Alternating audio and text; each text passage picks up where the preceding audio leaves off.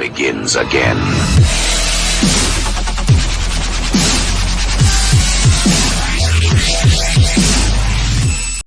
And welcome to this edition of the Biker News. How you guys doing, all you hooligans out there?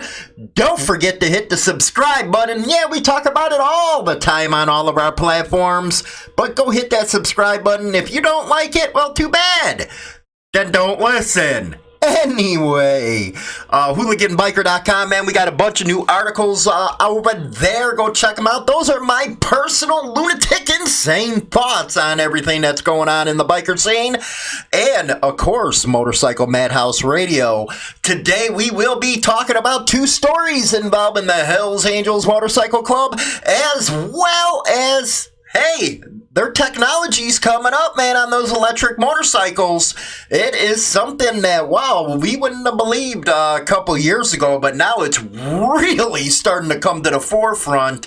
So let's go take a look at the story, shall we? Hey, here we go. This out of the Surrey Now Leader.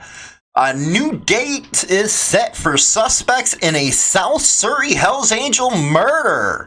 Court heard that both sides are prepared to set a preliminary hearing date by Aaron Hicks of the Surrey Now Leader again. Now, this happened, I believe, a couple months ago when a member of the Angels was gunned down. Let's check this story out, see if it refreshes my memory here.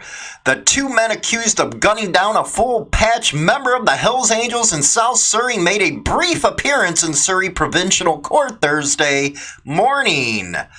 Calvin Powery Hooker and Nathan, oh man, you know what? He must have got picked on with that last name. I don't know how it is up in Canada, but with a last name like Hooker, yeah, you're going to get messed with in school. It's like a boy named Sue, if you ever heard that song. Anyway, and Nathan DeJong, both born in 98, are charged with first-degree murder. They are scheduled to return to court January 6th to have a preliminary hearing date set. Both men were arrested August 2nd after Hells Angel Surminder Ali Grallo. Man, where do you guys get them names up in Canada, man? You can't even pronounce them. Man, I should have took French class in freaking high school. I should have known, you know, I should have known. Was shot dead while sitting in his Dodge Viper in the South Point Exchange Starbucks drive-through that morning. Oh, Starbucks has made it within the biker lifestyle, let me tell you. Starbucks. You know, I guess they got good coffee, but me, you know, who's going to want to buy a cappuccino or a coffee for like freaking, you know, $5 or $6 freaking bucks? I just don't get it. Anyway, the Integrated Homicide Investigation Team said they immediately following the shooting, members of the public called police with information about the suspect's vehicle. Yeah, that just goes to show you can't do what you used to do in the old days, man, because everybody has a phone, everybody could record, and not to mention CCTV, you're going to get busted real quick doing that kind of stuff, man, especially during daylight hours. What's wrong with you? Anyway, Surrey RCMP frontline officers, combined forces, special enforcement unit, uniform gang enforcement team, and a police service dog, Garner. Hey, man, we have, you know what? Ours is better, man. Conan. He's the one who searched that, what is that ISIS guy, man. You know what? Our dogs are the bomb over here. Conan. Love them German Shepherds. Anyway, unless they're over there gnawing on your leg after you do something, then they ain't so cool. Anyway, responded and were able to intercept the suspect vehicle and arrest two men in connection with the earlier homicide. You know, it just goes to show you, man, no planning. You know, I'm not supporting what happened there, but no planning, really? Come on. Anyway, let's go to our next one here. This is the one that everybody knows that I cannot stand, and those are meth dealers, okay? How much of a lowlife do you really have to be to go and sell meth? Everybody knows it not only hurts the person doing the meth, which, you know, it's on them, but what's not on them is the families involved. It's not their fault that their idiot relatives out there destroying their lives because they're smoking meth, shooting meth, whatever they want to do with meth. You know, it's not their fault. But those who go out there, manufacture, sell it, you're douchebags, okay? You're really douchebags. Get a life, do something worth something, and you wonder why people are always going against motorcycle clubs. It's because the clubs don't kick out the ones selling the meth. 1 + 1 = 2, okay? We're going to go down to a math problem here. 1 + 1 = 2. So if you're doing one thing that, like, selling meth, and 2, you're wondering why, or another 1 = 2, my fault. I better get my math down. But anyway, if the public sees one member doing this and they're a part of a club, they're automatically assuming, with the help of the police and the media, that your club is doing it too. Anyway, Hells Angels member among the largest bust in Manitoba. Yeah, we got a lot of Canadian stuff on this segment today, and this is by Chris B.ca. Let's get into the story. This, I guess, is the biggest bust that ever happened in, well, Peg City. How you doing, Peg City? All you guys out there? I know a couple of guys up in Peg City with black and white. 9 people have been charged in what RCMP estimate to be the largest meth bust in Manitoba. Send them away. We don't need them. Federal RCMP executed 9 search warrants on Wednesday, 7 in Winnipeg, 1 in St. Laurent, Manitoba, and another in Calgary.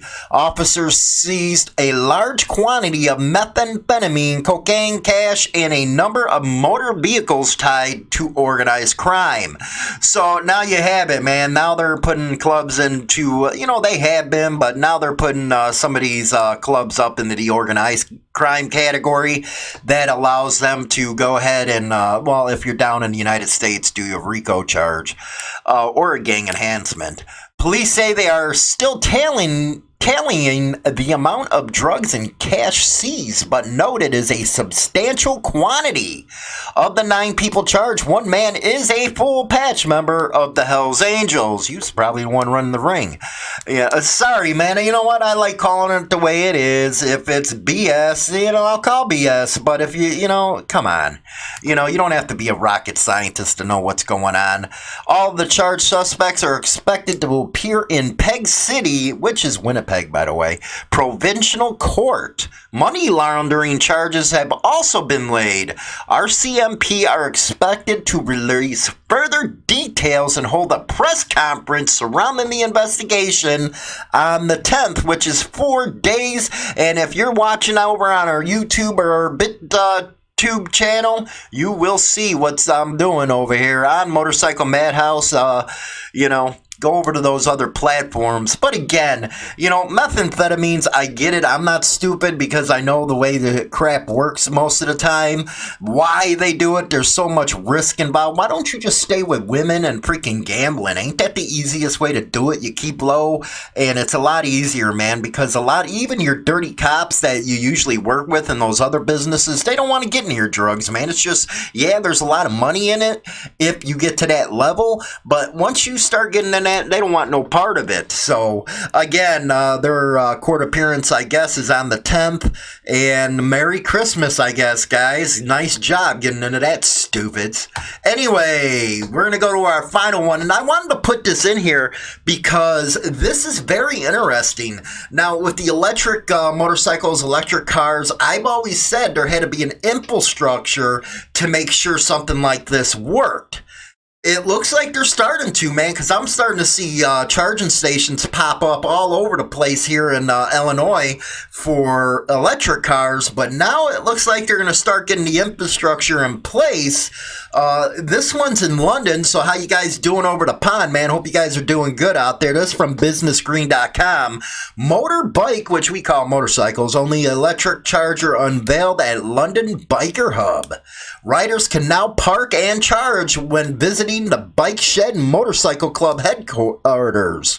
Hey, rock on! Charger manufacturer EO Charging has installed the UK's first electric vehicle charger designed specifically for motorcycles.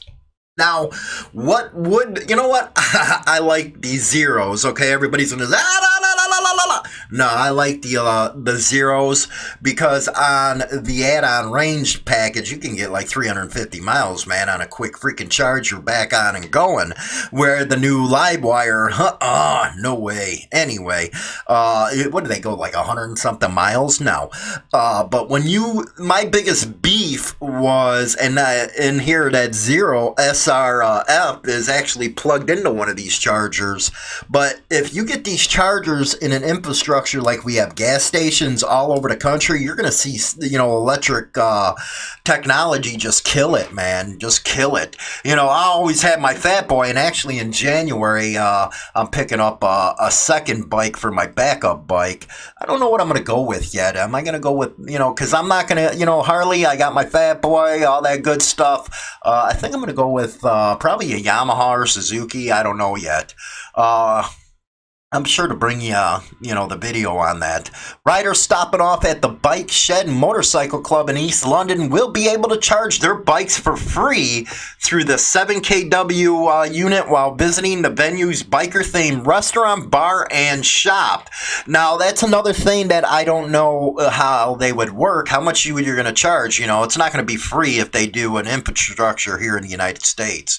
Quote, electric cars have hogged the media limelight for the last few years, but now it's time for the electric motorcycles to take center stage, said Miles Freeman, head of the marketing at EO Charging. Quote, there's now a broad selection of models available that offer vastly improved range and earth-shattering torque. Now, I got to give it to you, Livewire, those I've heard that tried it, tested it out, and they were just, besides the airplane noise, they were really into that bike. The move was also welcomed by Dutch Van Summeren, founder of the Bike Shed London, who said that by becoming the first venue in the UK to offer a charging station just for electric. And then the rest of the article goes on about how glad they are to be there. But I just wanted to give you a little taste of what's going on over in London. I think it's, a lot of the old guys are going to say, oh, screw them electric bikes, screw them. I wouldn't actually mind having one to putt around town with, me, I always have gas in my blood and stuff. Me, I'm a big, everybody knows, bike and car fan. You know what, maybe I should start doing some coverage on some car stuff as well, hot rods, all that kind of stuff, because I know we got a lot of gearheads out in the audience. So yeah, that's something to think about. But let me know what you guys are thinking about this new electric stuff, man. It's just, I think in the next 5 or 10 years, definitely, that it's going to be taking a lot of the market share away from combustion engines, because right now, and of course I ride mountain bikes and road bikes and stuff like that, the electric bicycles are really kicking butt, man. You can get a good one for like $1,000 with an 18-mile range. In the country, it's more for exercise, but if you get more into urban areas like in Chicago and stuff, you don't even need a car if you got an electric bike, man. You don't. If it has an 18-mile range, and that's when you're using it all, and if you use assist, you're looking at 32 miles. Yeah, you don't need it in the urban areas. And I think that's where Harley-Davidson was short-sighted when it came to the Livewire, and that's because they made it just for urban people with a price tag that's just ridiculous when you can get a Zero that goes $350 with that package for half that price. But Zero is the king of the electric motorcycles. I don't think Harley-Davidson, I think they're putting it out there to do some market share type of deal where they're trying to get into other areas of, because they even got electric bicycles, I think. They're trying to get into the other areas because, right now motorcycle sales ain't the best for them. So they're throwing the kitchen sink at everything. That's what I basically can tell you, from my opinion anyway. So, again, what do you guys think? Let me know, and I'll talk to you guys later. In your face, all over the place. We're 24/7, 24/7. This station is now the ultimate power in the universe. Hollywood! Motorcycle Madhouse on Spotify and iTunes Radio.